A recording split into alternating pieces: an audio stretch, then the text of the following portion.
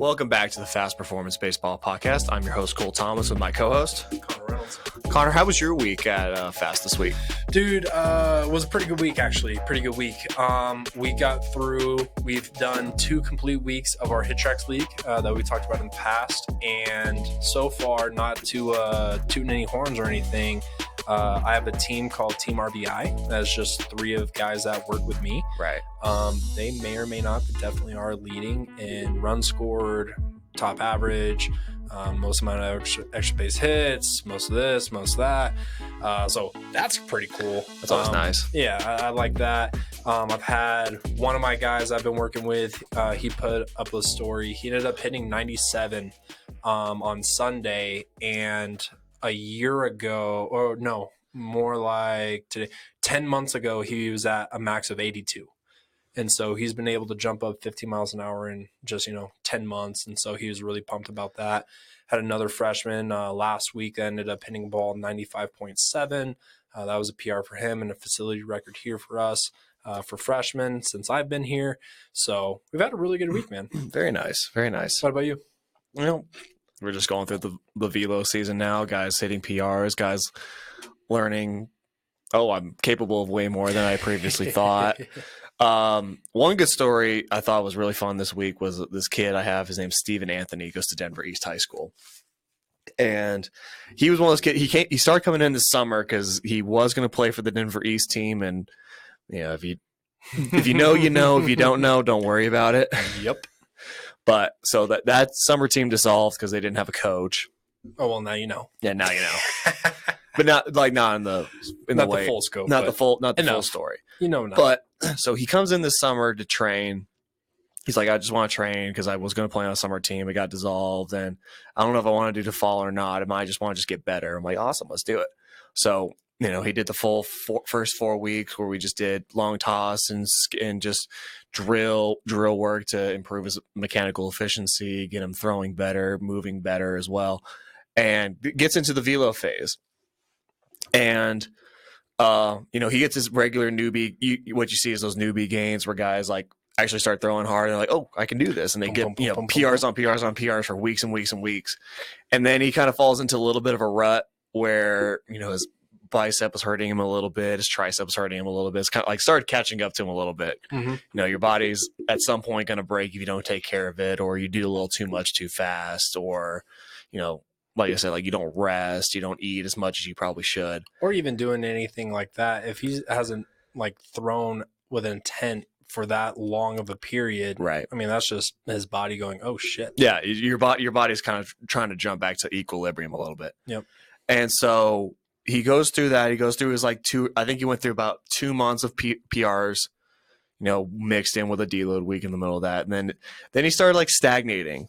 Right. What we see all the time with guys is this stagnation and a little bit of going from peak to stagnating to maybe hitting a valley. Right. Mm-hmm. Where the numbers are down. I think at one point he did pull downs and he was 10 miles off his PRs. Oh. It was getting dark and bad. And this week we get back. We've been doing some work on his arm action. He's got a little bit of a late arm action, and we've been working and trying to correct that. And then finally today, Monday, November 14th, right before we release this, we usually try to do it a little earlier. But, he comes in today, does his plyo velo, and he's fine on the green, he's fine on the blue. And then the last roll in he does with the red ball, he hits a PR. And the look of elation that I see out of him, he pumps his fist. He's like, finally, I fucking did. I finally got a PR again. And then he goes on to I think he got PRs on all but 1 or 2 balls or 1 or 2 throws that whole day. So I was like, okay, now I see, and this is something I see all the time. I'm sure you see it all the time, and coaches that listen to this and parents, is that I feel we have too many athletes that are looking for that. They don't know how to respond to getting into a rut. Mm-hmm. It's very easy for guys to feel like they've stagnated in their progress. So now they're I need to go to another place. This place is what's going to put me over. This person that's gotten me to this place no longer serves me. Or is it I just don't see the results. So I'm getting mad. So I'm going to quit this because I'm going to go do something else, or I'm going to go play, or I'm going to go whatever. And I feel like that's a really strong story in ruts can be long and they can be tough. You can get into some dark places with it, but it's one of those like where you have to be dedicated to the craft and dedicated to the process you've been put on. And you're always going to be, it's like a roller. We try to tell guys all the time, it's a roller coaster. It's a marathon, not a sprint. Yep. Right. You're going to go through peaks and you're going to go through some deep, deep valleys. Right. But you're going to see yourself getting better consistently. Whereas guys, I feel, are too eager to change something or make a drastic adjustment if they fall into that rut. Oh yeah. It happens all the time on the hitting side too.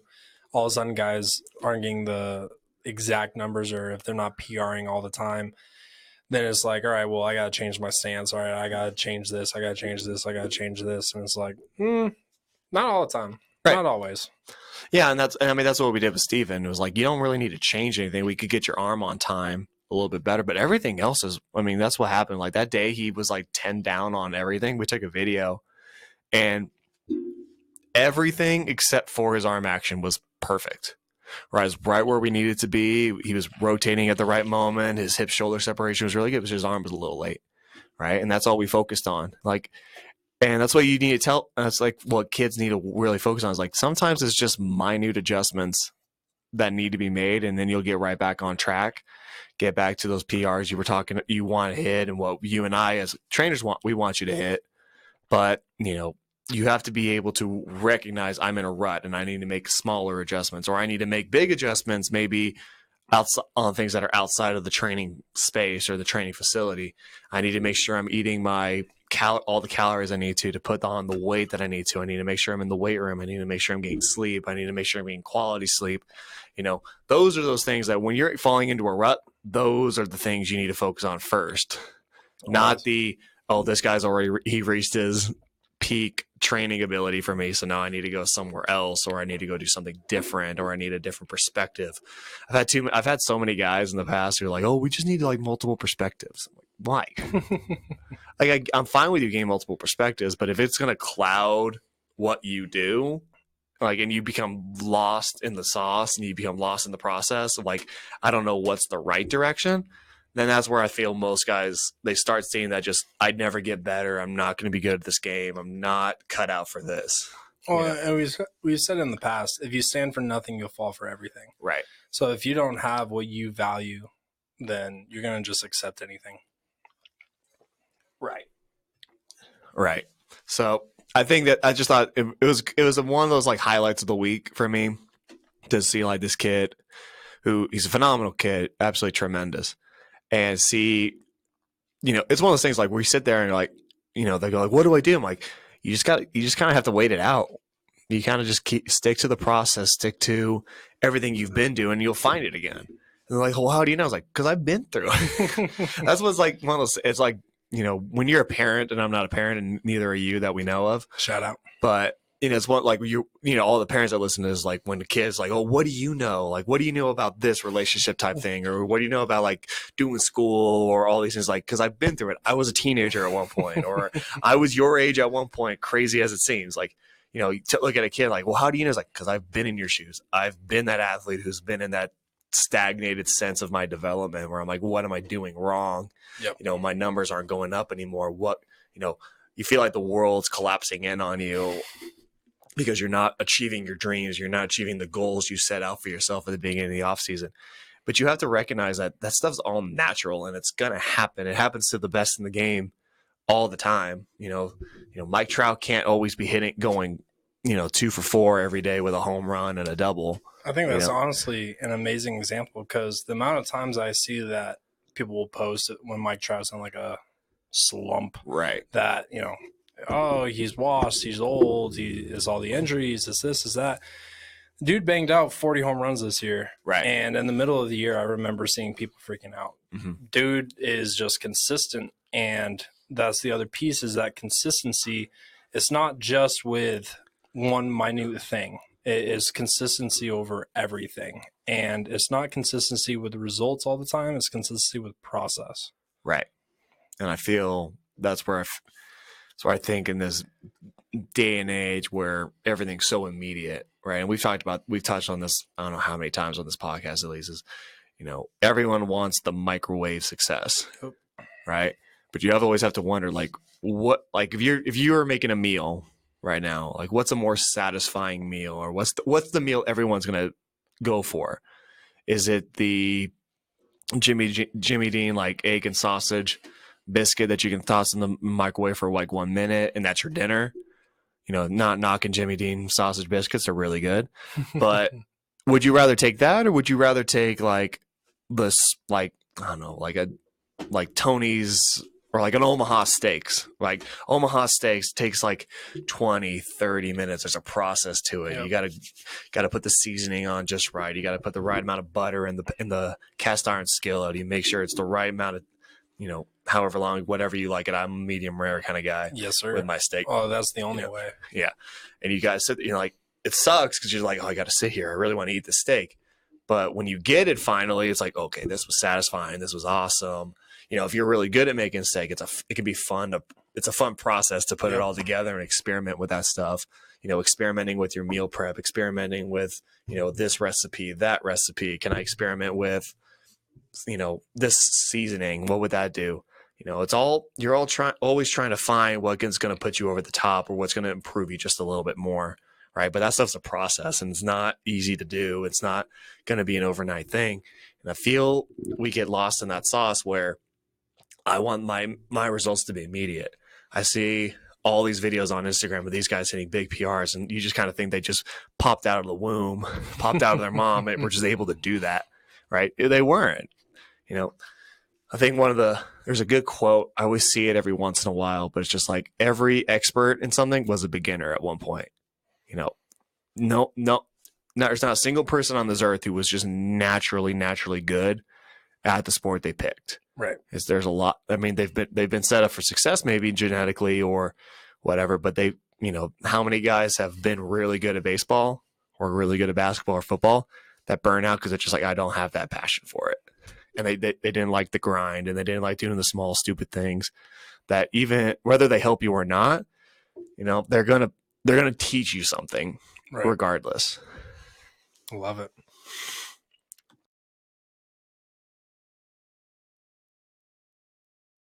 All right, moving on to the main topic of this week's podcast. Connor and I wanted to talk about a tweet from a very good Twitter follow. If you guys don't follow him on Twitter, he's very fun to listen. His Twitter is very fun to listen to. It's very fun. He's a very smart guy. His name is Mr. Chad Longworth. Shout out to Chad. And he had a tweet thread today. Was that today? It was today. Was it? Yeah, it was today. He had a part 2 today. He had a part 2 today. Sorry. But so basically, he had a tweet thread about why he doesn't do lessons. And I feel like this is something we kind of try to talk about a lot, or at least I do, where I try to say to people that, like, I'm not a big fan of one-on-one lessons. Like, to an extent I am, but to in a larger, broader context, I'm not. So I'll go through like the part 1. He goes, I get this request every single day. Quote, hey, Chad, I'm looking to get insert name some lessons. End quote.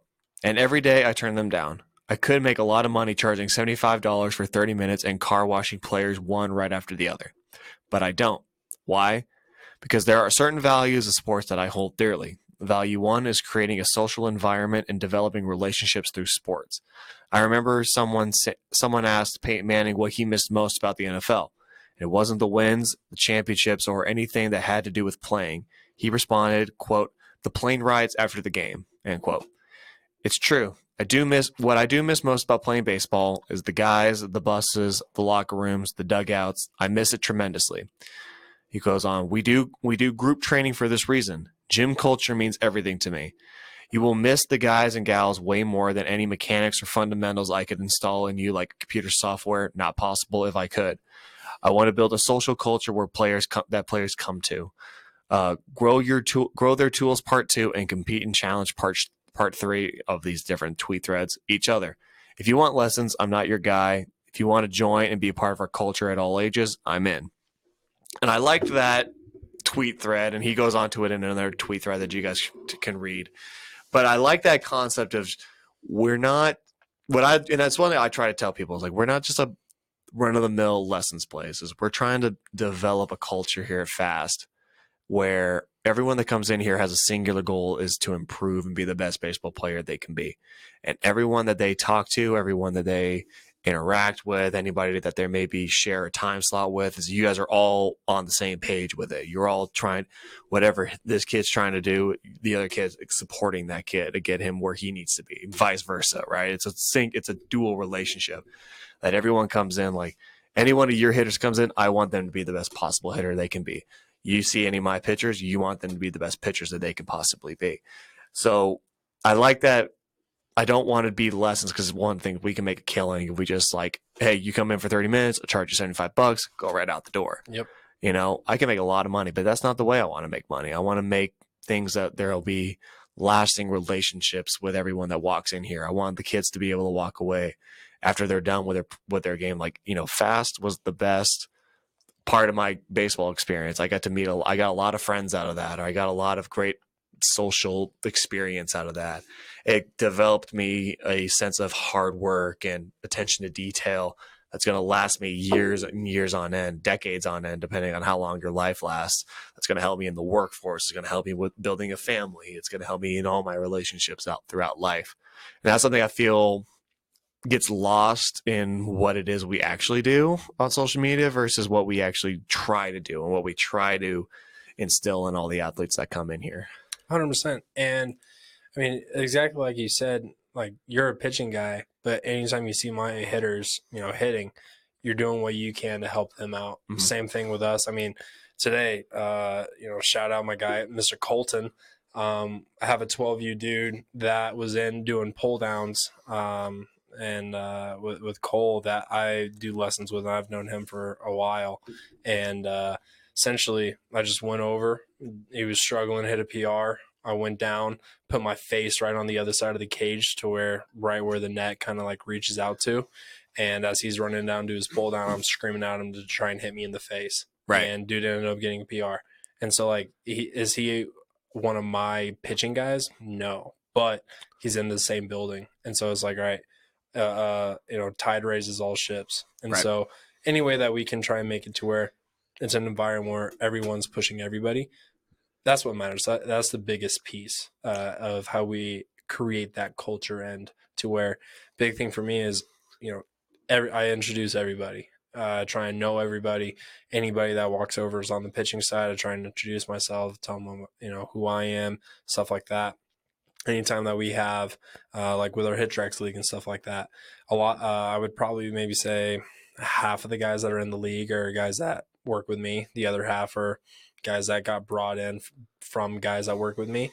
And big thing is we introduce everybody, you know what I'm saying? So that way, instead of being like, you know, hey, you like, you know, go get a PR, it's, you know, hey, Timmy, like, I know your PR is this, like you're 1 mile an hour away from it. Like, let's push, let's go get that. And it's like, all right, like building that culture, building that environment where you can lean on somebody. So that way, bringing back to the original, the first topic that we brought up, you know, if someone's struggling, if I have that personal connection with them, whether I'm an instructor or I'm a player, or whatever it is, if that's a buddy of mine and I know that he's been struggling, he's been, you know, stuck in this rut of a PR, if I know that, I'm going to do whatever I humanly can to help them out. And then same thing in reverse. When I'm struggling, I'm hoping I'm expecting, just like if it was a team atmosphere, I'm hoping my teammates pick me up. I feel like that's a very similar thing. Like we don't have teams that go out and play, but I feel like we're doing a good job of building a culture of almost like a team where everyone is pulling for each other and stuff like that. Right. And I wonder if there's one, like we need to change the culture on that, where there are a lot of parents or a lot of athletes who are just like, I want the one-on-one time and I want your undivided attention at all cost, right? But I feel like there's so much that gets lost in that when you think in that general terms. Like, you know, I can work with you if you're an athlete and just like, you know, we'll learn about each other and we could get to know each other very well, don't get me wrong, but I feel like you need something that would improve. And that's what like they say with teams all the time is you need people that are just not you pay me, therefore I'm going to be in your corner, don't get me wrong, but you need other people that you maybe don't know, or you need these people that you know softly, but they're all in the same vein of they're trying to get the same goal. Where, if you're, like you're saying, like if you're struggling, I can only tell you so much and be like, here's why you're struggling, here's why you're doing this, here's what's going on, you'll get through it. you know Obviously, for some people that might fall on deaf ears, because they're just like, okay, well, I'm paying you and you're obligated to say that, right? Because, like, if I say, like, oh, well, you might as well just quit, then you're just never going to come back, and that doesn't help me at all. But you need other people, like your peers, like kids who are your age or kids in your age group, to be like, hey, I went through that same process like 2 months ago. I understand what you're going through. I understand, like, if you need help, like, talk to me and we can work through this. You need, like, if you need a buddy to help push, keep you going and keep that hope up that you can get to the big peaks that you want to reach in your baseball development. Like, you and me talking to a kid that's 10 years younger than us is it's a weird dynamic, right?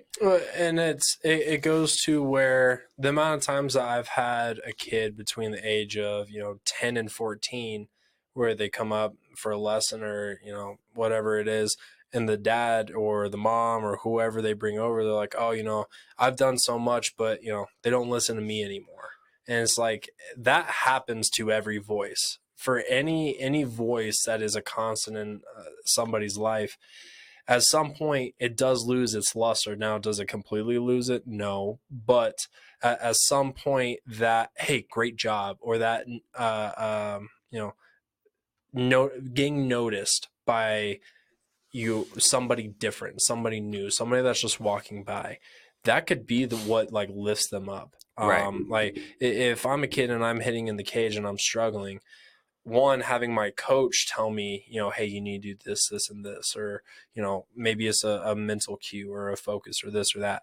I'm going to be like, all right, thanks, coach. But Right. if somebody else that isn't my coach at that time walks by and is like, hey, man, like, doing a great job, keep it up. Or if you have, a player walk by, or somebody that's older, or whatever it is, getting somebody else that you've never met or maybe don't know as well, or as don't see as frequently or chat with as frequently, to have someone else like that notice and say something to you, that's going to be a spark. That's going to be a pick me up, versus compared to your coach that you've been going to for months or years doing the same thing. Now, it's not saying that as a coach you're not needed. That's just saying a different voice can be what sometimes helps get that click, helps get that fire back in that athlete. We can further expand on Chad's tweet thread. This was part 2, where he goes, like, why I don't do lessons, part 2. One of the things that scares me the most about kids and the generation of kids today, that we are raising in a society of uncompetitive people. Boys/girls play hundreds of games and have no idea how to compete every single day. I talk to my kids often about taking pride in becoming the best that they can be at whatever you do and competing to win. Whether this is school, sports, cleaning your room, or whatever, try to be the best at it. I don't do 1v1 lessons because we want to create a competitive environment. Environments where players not only have to compete to become the best version of themselves, but they also have to compete against their peers in small side game tasks that represent the challenges they face in a game. Right? I do not want any part of contributing to a non-competitive culture. Learn the difference between playing and competing. Have fun and build relationships through sports. Compete every minute of every day. So what he's saying there, and it's obviously, and it's pretty black and white. There's no real interpretation, but I don't know, what do you feel about that idea that there are some kids in this coming up generation that are just not that competitive? I mean, I 100% agree. 100% agree. And I actually, I put out a tweet today, this morning, that isn't exactly that, but it lines up into it, where I see a lot of coaches and parents or teachers or just people in general that are older than myself and yourself, that will go through and nonstop complain about um, the kids these days, and those are in quotes for anybody listening. If you're only listening though, go to YouTube. We have a video. You can see my air quotes. But it's one of those where all they do is complain about kids these days, kids Right. these days, kids these days.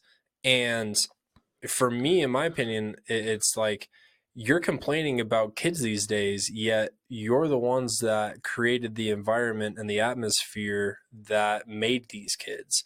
And so my response to that is I think Chad is one of the few people that are actually, they say, hey, I see an issue. I'm going to fix it, or I'm going to attempt to fix it, where he is going through and he's not doing the norm. The norm, like you said earlier, make it a car wash, 30 minutes in, 30 minutes out, boom, boom, boom, boom. Thank you. Thank you. Yeah. Like what kind of environment does that create? Exactly. And the only players that you see are when you're walking out and when you're walking in. Those are the only time you're just like, oh, hi, bye. And that's it. There's no environment, there's no culture being created. And it's one of those where I feel like people have been beating the drum of something like that, but not giving an answer, not giving a response of how they're going to fix it. And so for me, Chad's one of the first ones that I've seen to actually say, like, hey, I see an issue and this is how I'm going to fix it. Because at the end of the day, when you make it to where we've talked about it in the past, I personally think probably a solid 60% of travel ball these days is essentially just to make parents feel better about themselves, not necessarily to make the kid better, but to showcase, oh, my Timmy's on, this team. They need to be able to brag about something on Facebook. Exactly. To all their friends from high school about, here's what I'm doing with my life. And so when you do that, you offer so many different options. So when little Timmy faces a little adversity, maybe, he's not the best, second baseman, shortstop, third baseman, pitcher, whatever it is. We live in an environment where parents have allowed to where they're like, all right, well, we're not going to be on this team anymore. We're going to go over to that team. And they're just able to essentially just hop around. Oh, what's even worse is the dad coaches who their kid doesn't play on one team. So then he goes, starts his own team where he recruits a bunch of kids that are lower than his kid, but his kid gets to play the star position. Yep. And like, oh, this kid's so good. And it's like, you're not doing it. You're not helping that kid. You're not helping him to develop this. And that's the competitive aspect. Yeah. And understand. Well, I think I don't know if there's there are some kids I've known that are competitive, but have been coddled as well. But it's creating an expectation that, if something doesn't go my way, there's just going to be an alternative at the other end of it. There's an alternative I can go to, right? If you're going through a tough time with school, what's the alternative? You could go do the extra work to get your grade up, or you could just drop the class, or you could just forget about it, or, there are a multitude of options, but like, what's the one that's going to make you feel better about yourself? Dropping a class, I've dropped a couple classes when I was in college. I never felt good about it.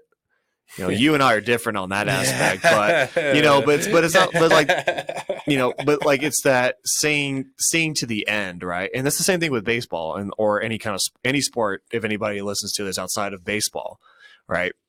If you're going through a tough time, like you're struggling, like we were saying, like we're talking about with some of our kids in the first segment, like if you're going through a tough time, you're not getting the PRs and you're not getting, because like we say, like baseball's a lot of fun when you're doing well.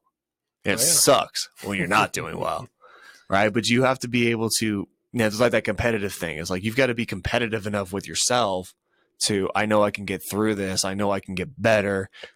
This is only a temporary rut that I'm in, and I can just do these. I can get more competitive at how well can I sleep? How well can I eat? Can I eat better? Can I make sure, can I be competitive myself that I'm putting on the weight that I need to be doing? Something that like, I wish we could do. We had the more finances to it, but like I would buy, like every kid that comes in here, I buy him a Whoop strap or something like that. I'm a big Whoop guy. Shout out Whoop. But like I heard on because Whoop has a podcast and they talked to Bobby Stroop, I believe is his name. I'm sorry if I butcher it, but he trains Patrick Mahomes and Trevor Story and multiple other players. Wait, so you're telling me a guy can work with a football and baseball player? I know, crazy, right? What? But he had a really good thing on the podcast where like he's done small group training with football players, and he's basically told her like buy a Whoop strap, buy a fitness tracker. Like he uses Whoop, that's the one he uses. But like then all of a sudden like you got guys being competitive, like who could get the highest recovery score. You got guys being if you want to be competitive in everything, which is great. Be competitive. Be competitive. If there's things you can be competitive at, be competitive at it. if we had the funds, the financing, or I could justify telling athletes to go buy this, piece of technology, and we'll do it all in a small group thing, and everyone can be in a group, and we can see how well people recover from different things. You become a competitor because you're like, okay, well, this kid had a 97% recovery score. I want to go get a 99 the next night. And how do I put myself in the position to get that 99%? Do I turn my phone off an hour before I go to bed? Do I make sure my room is at the right temperature to fall asleep? Is it my room totally blacked out? You start getting competitive about those kinds of things, and then the weird thing happens where all of a sudden, like, everything that you want to control, the things you want to get better at, you start getting better at because you're getting more competitive on the things that you don't necessarily think about. And I'm going to slightly challenge you, or let me rephrase how I state it, and then let me know if it's still a challenge to one of your statements. I do think there is a lack of competitiveness from athletes. Now, let me adjust to saying not just competitiveness. I've brought this up in the past, competitive stamina, where I think guys understand what it means to compete, but what does it mean to compete continuously over the long term? Okay. And I think that's what ties into the guys that quit when they hit that rut, right? Where it's one of those where if you've never gone through training or doing something for over a long period of time, and when I say long period of time, I'm referring to months. Right. I'm referring to years. Like, I'm referring to a long-term just grinding. And it's not an every minute, every hour, every day that you're awake, that you're being competitive for this or that. I'm referring to saying, hey, like, this is a PR I want to hit. You don't hit it 1 week. All right, I'm going to do whatever I can to do this the next week. You don't do it. I want to see somebody do that for months at a time. Like, I want to see them get that competitive stamina, so that way when you're up on the bump and you're in a game, all of a sudden umpire starts shrinking you a little bit and you're not able to hit your spots. Maybe, I don't know, Tim Wakefield, and you break your nail so you can't throw the knuckleball. Like, whatever it is, how are you able to compete over that amount of time? In my opinion, I think it's easy to compete one pitch, but can you compete every pitch? Like, in my opinion, that's the difference where I don't, and I'm not saying that it was better back in my day. We're definitely not going to be one of those. I think back in my day here's podcasts. what I would always say about we are going to be one of those back in my day podcasts. The what? Back in my day. No, it's not that. No. So it's something I get annoyed with. This is more of like a personal morals or just the way I look at the world and society. And this is going a little far off the deep end from the baseball side. But when people always say, like, this newer generation's lazy, they're entitled, it's the same thing. Every generation has always bitched about the newest generation. Yep. Like, everyone always, like, you and I are millennials. I mean, you're on the edge. I'm like the younger millennial. All right. Everyone bitches about millennials, and now it's happening now with Gen Z. Now it's Gen Z. Everyone bitches about Gen Z. Like, these kids don't know how to work hard. They're entitled. Their lives are too easy. It's like, you can go back every 20 years. Go look at Time magazine. What are all these magazines going like? Oh, Gen X is entitled. All these, obviously this is before they came up with the whole naming the generations and shit like that. Like, you can go back another 20 years and go like, oh, this generation's got it too easy now. This post-world, this generation of kids that are being born after World War II, they have it way too easy. They don't know what we went through fighting the Nazis and fighting the Axis powers. They'll never know a hard day in their life. And then the previous generation prior to that says the same thing about the generation, that same generation. And it's like, that's what I always say. It's like, we're living in a society that's always constantly improving, and life has become easier and easier each and every successive generation. Which is like, that's what everyone always wants. That's what everyone always wants, right? We want society to progress, but you can't just complain that, society's progressed, therefore the newest generation is lazy because these kids now can look up anything on their phone, like where we had to go to the library and and go through the Rolodex, like. Your generation that's like mad because like I had to go to the library to go research it. The generation prior to you is like, I didn't have a library. It just becomes a pissing contest. And literally, like I said, so this is a tweet that I put out up on the screen this morning. If you're not on the YouTube, and you can't really see it on the YouTube, but Connor will read it out. 7:57 a.m. this morning. And Cole, when did we discuss that we were going to talk about our podcast today? Literally like 10 minutes before we record. So I had no idea that this is what we're going to be talking about.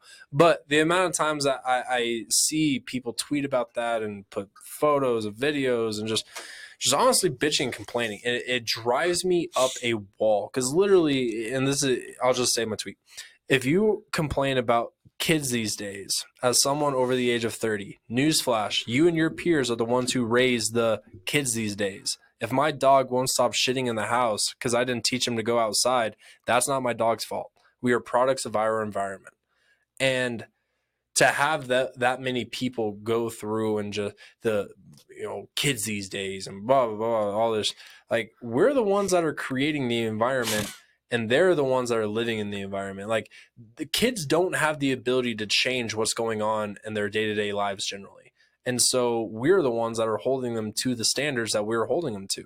And that's where I give Chad, kudos and praise, because he's not he's creating an environment that they will thrive in. Exactly. And he's not sitting there.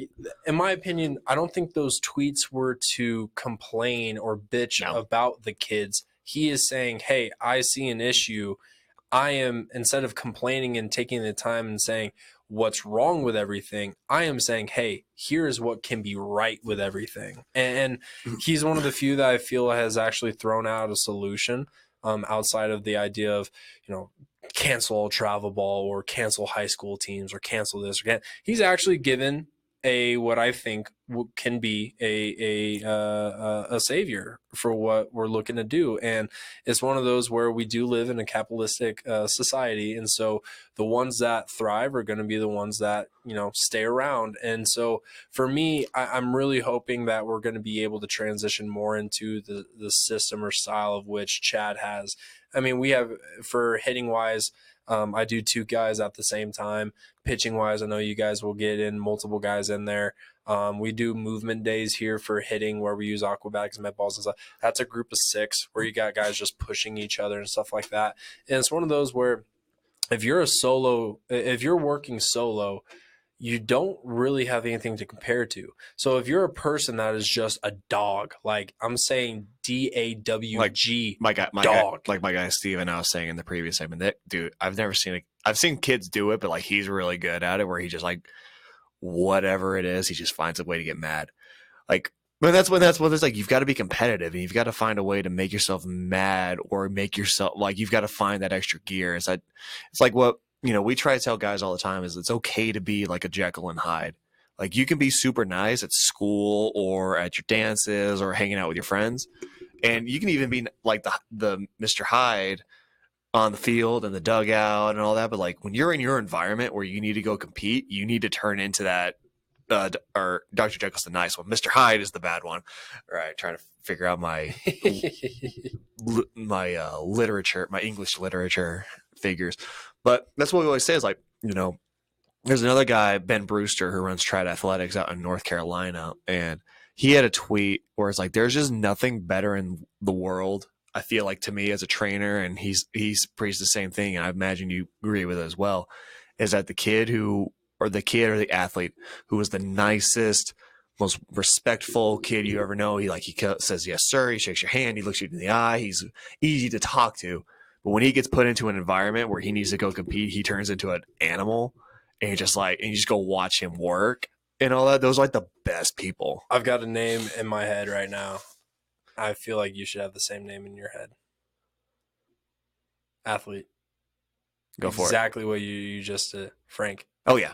Frank, for people who don't know, Frank Chiaviti Holland, he's a kid who's been coming to fast since late 2020, or he was in 2020, and he's been here for 2 years now. He's a junior now.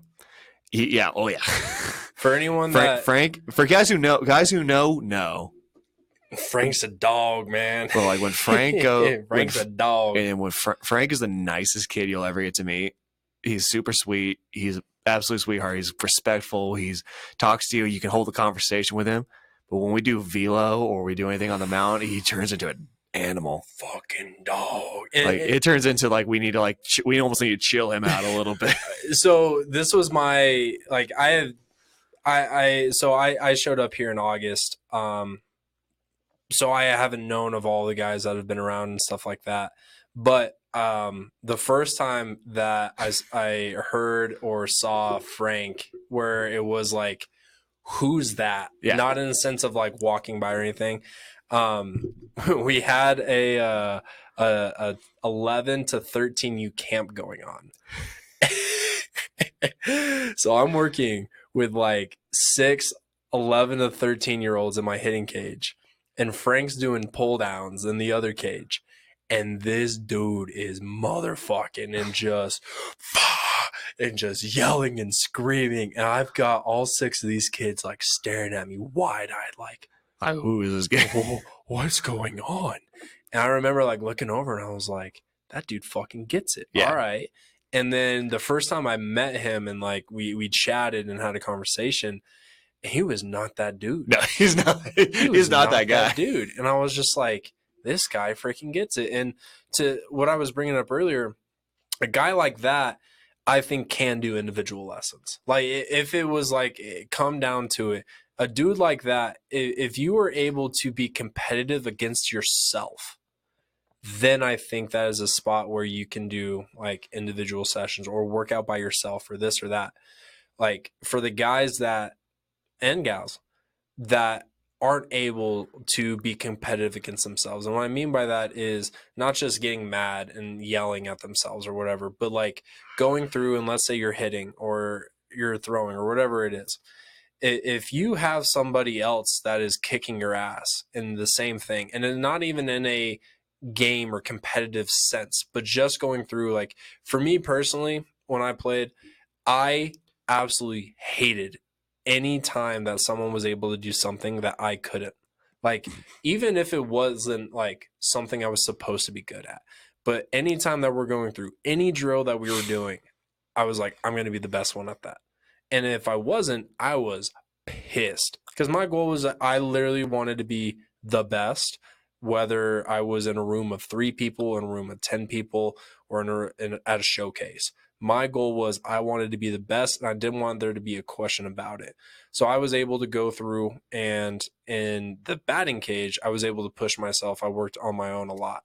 For somebody that isn't able to do that, for someone that isn't able to compete against themselves, they need someone next to them. So that way when they're hitting, it's like, all right, like, I hit 50 miles an hour. Okay, blah, blah, blah. Well, if a kid steps in next to you and they hit, 58, naturally, that person that only hit 50 should go, well, I can hit 59. right? And then when they hit 59, the kid that hit 58 goes, well, if he just jumped 9 miles an hour, I can jump 8. And then it's just that constant back and forth. Now, it's not saying like, all right, so-and-so scored this, so-and-so scored this, but that just constant like inner fight is what is needed. And I think the group sessions is what will allow for that. And I think that's where Chad's going out of that, is that if it was just a car wash, is very hard to get that competitive stamina. It's very hard to essentially go through and, consistently be competing. But when you're in a group session, natural competitive just comes out, baby. The juices are flowing. You know what I'm saying? So I like what Chad said. For anyone that wants to learn a little bit more about Chad, I've actually had him on my podcast, Hit Chat, Chit Chat. Oh yeah, yeah. So go take a gander at that. maybe we should call him in or something like that. I've got his number. Hell yeah. One thing I would say to wrap up this segment though is for guys who are readers or guys who maybe are looking for maybe some inspirational people for this kind of a subject of like maintaining that competitive edge, like throughout their training. And there's like I said, like you said, and what we've talked about is like there are times it's going to be a slog, and there's times they're going to be good and times they're going to be bad. But I think it's the guys who can see the light through the darkness are the ones that always kind of come out at the end. But I think there are a couple of good books or people you could follow that will, people that can inspire you. Like David Goggins is one of those guys. For guys who don't know David Goggins, his book, his bestseller is called Can't Hurt Me. He's a guy he was a Navy SEAL, or like he was like on like it was like SEAL Team 6, but he was on that equivalent level. He's got an incredible story. Really good book that inspires me a lot is this book called Relentless by Tim Grover. And so Tim Grover, for people who don't know, was Michael Jordan's personal trainer. He was Dwayne Wade's personal trainer. He was Kobe's personal trainer. He worked with like Charles Barkley. He basically did mostly basketball. But I mean, you want to like just, I mean, he's really good at what he does, but like to be working with, you know, the upper echelon, the goats, like the goats, right? Literally. But you think about like who are these guys who are just like the ultimate competitors, right? And he's got some phenomenal stories. There's a really good Charles Barkley story that I guess I'll go into a little bit of detail. So I forget what year it was, but Charles Barkley had tore his ACL, and so he missed a whole year playing basketball for. I think he was with the Sixers at this time. It wasn't with the Suns just yet, but. So he tore his ACL, and he was getting back into his rehab, right? And you know, everyone who's watching this or listening to this, like they know Charles Barkley. Like Charles Barkley is like the guy who eats donuts, and he's the dude. He's has the worst golf swing in the world. He's round, he's fat, he's big. You look at him like there's no way that guy was a good basketball player. But like to Tim Grover, like he said, like the best athlete I think he saw hands down was Charles Barkley. No and rings. No rings, sure, if that's how you judge people, but. One of the stories was, he tore his ACL. He's sitting out the whole season. He's mad because he can't do anything. He's doing his rehab. And so basically he wants to shoot. He's like dribbling, he's holding a basketball, and he's like basically choking it, right? Because he's like, I want to go shoot and I want to go do this. But Tim's like, we're not at that part in your we're not at that part in your recovery yet. We're not part of the rehab yet. And Charles is like cussing out Tim Grover, like, you know, screw you and all that. And Tim finally just goes like, all right, I'll give you a challenge. I think it was his left leg was the one that had the ACL torn. Like, if you can give me 10 dunks, one hop, just your one right leg, and just up, down, and dunk 10 times two-handed, I'll let you go shoot around or whatever. And he did it. So just like you think about that, like one leg, 10 dunks in a row, two-handed dunks in a row, just on one leg. Now from a standstill start, that's a competitor right there. The piece that I want to see, and as an instructor that's been in obviously didn't work with someone like Charles Barkley, obviously didn't work with somebody that was dunking, but similar situation, right, where they were going through. I would love if there was a video. Like, do you remember when the video of Draymond Green just socking Jordan Poole in the face? Yeah. Like, if there was a way that we could get the video of right when Charles got that 10th dunk in, and I obviously wasn't there, but if that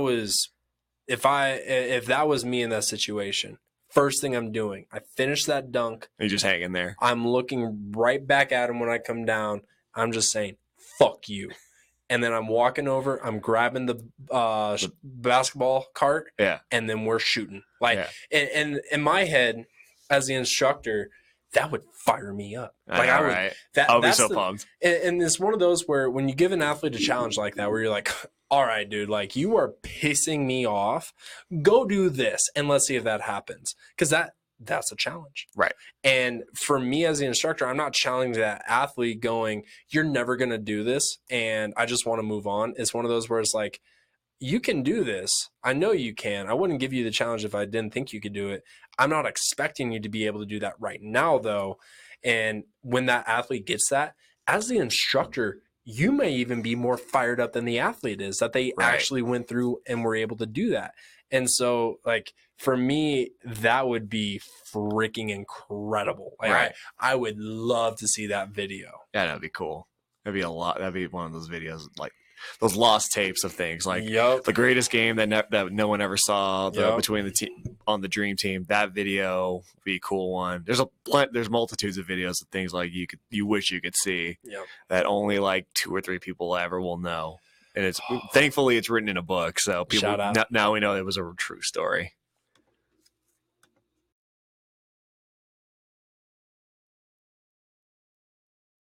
Closing out this week's episode, we could put a little linchpin in everything we've talked about. It's all been of a similar theme, but I wanted to show there was in our Snap group, me, Jason, Peter, just a bunch of OG Fast guys.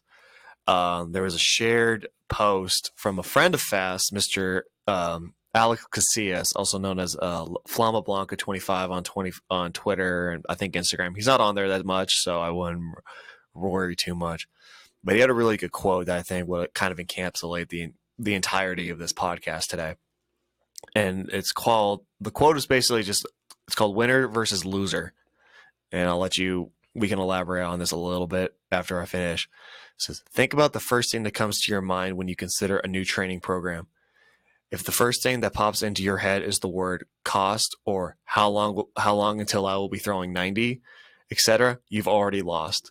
A cost is what you spend on extra glue for your model airplane collection, and anyone who guarantees you a specific result in a specific time is full of shit. Reality is you may never throw 90 plus. You may never play Division I baseball or pro baseball. However, if your dream is to make it happen, then you must pursue it. The understanding of what it takes to sacrifice, to suffer, to overcome, to create/develop yourself into a more dynamic person, all of these things are priceless.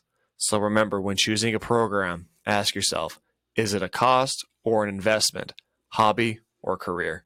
MasterCard. I know. I like that a lot. Yeah. I like that a lot. It's good. Alex is a good guy. We've had him on the Fast Performance podcast a couple years ago. Me, Jason, and Peter talked to him on our other podcast feed. And, he's one of those guys. He's really good at motivational stuff and makes you want to run through a brick wall if you catch him when he wants to be on social media. He's not as frequent on it as he used to be. But he's just one of those guys just like, if you want to do it, go do it. And there's no excuse for you to, not do the things you want to be doing. Like we had a thing where on that podcast, I always remember Mike always talked about like how I hated towel drills that I had to do. We've talked about on this podcast before. I hated towel drills because I think it's still stupid. But he had a thing, was just like, look, if it's in your program, go be the fucking best towel drill pitcher you can be, right? Because it's in there for a reason, whether that reason's good or bad, but you have to go execute it at 110%. You've got to go be the best. If you can be the best towel drill athlete, maybe there might be something to that on the pitching side. If you think something's stupid, you can still think it's stupid, but you still need to go I need to go be the best pole runner. For pitchers who run poles at their college teams, I need to go be the best at running poles. I need to go be the best at bunt defense. I need to go be the best at this, whatever it might be. I need to go be the best at making sure I hit my goal weight. I need to be the best at counting my calories to make sure I'm getting in the caloric needs I desire. I need to be the best at recovery. I need to be the best at my warm up. I need to be the best at my plyos. The better you are at the most mundane things is where all that success that you dream of comes from. And I think that's where, because I talk about it and you talk about it, how there's the translation of what we do here into regular life. Right. We understand and we know that guys are going to be playing, till they're like 60. We also understand that the chance of a guy going and playing at the professional level is below 1% from guys that start in just high school. We also know that it's only about a 4% chance that guys are going to go to play Division I baseball. We also know it's only about a 7% chance that they're going to go play college baseball at all. Right. And so it's one of those where it's like, are we training these guys solely and only to make them just the best baseball player that they can be? No. Are we training them so that way they're able to excel at future things? Yes. And so if you're going through, and let's use the tower drill as an example. If you think the tower drill is the dumbest drill in the world, we all do. But whether you think it is or not, there's going to be a time where whatever you're doing, essentially, let's throw an example out there of you doing something that you don't want to do. Let's say your boss comes up to you and says, hey, we need to move your entire office in 24 hours.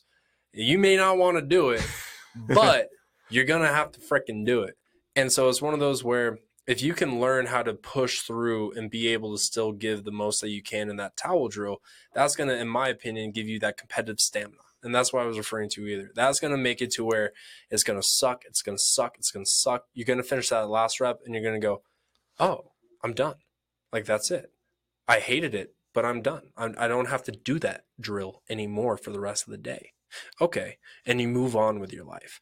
if we can get guys to be able to understand and go through, whether it's doing Excel spreadsheets, whether it's doing a homework, whether it's doing this, whether it's doing that, if they can then doing the dishes, doing your laundry, making your bed, doing the little things like that. Like if you're able to get the taste of what it is to be able to say, hey, I started something I didn't like, but I was able to finish it, you're going to be able to go through and use that competitive stamina and a lot of other things and outside, because the feeling that you have, that you get on the inside, whether it is lifting, whether it is homework, whether it's, job at home, whatever it is, it's the same like neural response that your body has. It doesn't signify or differentiate between what you don't like. It just knows that you don't like it. So if we're able to train the body to be able, or even if we're able to train the brain to be able to keep pushing and to trust yourself that you're going to be able to get through that, they're going to be able to apply that to so many other things in their life that they're going to be able to do. And so if we can make it to where little Timmy is able to push through 3 months of a plateau, and then all of a sudden that 3 months, one day, just PR, they're going to go, the last 3 months are worth it. The last 3 months haven't been a waste.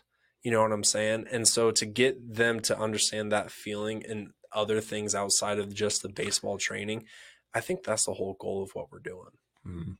Absolutely. I think that's a good way to end it. Connor, where can the people find you on social media or life in general? The good, the bad, and everybody in between can find me fast_RBI. That's going to be Twitch, TikTok, Twitter, YouTube, Instagram. If I didn't say TikTok. You did say TikTok. Ayo. You can go find me on Instagram at Cole Thomas Fast. You can find me on Twitter at CThomas624. You can go follow Fast Baseball at Fast Baseball on Instagram and TikTok. Fast Performance on Fast Performance CEO on Instagram. You can go ask us. We've got some brand new gear that I'm wearing. Connor's got a shirt on. I got my hoodie on. I got our hats on. I got another shirt on under here. Some shorts under my joggers. We've got my decked out. I know, right? My favorite thing is the t-shirt hoodie. Is my favorite thing right now. Yes, it's basically like a nice athletic shirt, but it's got a hood in the back, so you can always go the full Eminem back in 8 Mile if you want. So we got new gear. If you guys are interested in buying that, let us know. A lot of good stuff. Yeah, I think this is a very fun episode. Go buy some gear if you want to. Go follow us on social media. Follow us on YouTube. Leave a good review. Leave some comments, some lovely comments. Give us a thumbs up, whatever the hell happens on YouTube, I guess. And we will see you all next Tuesday.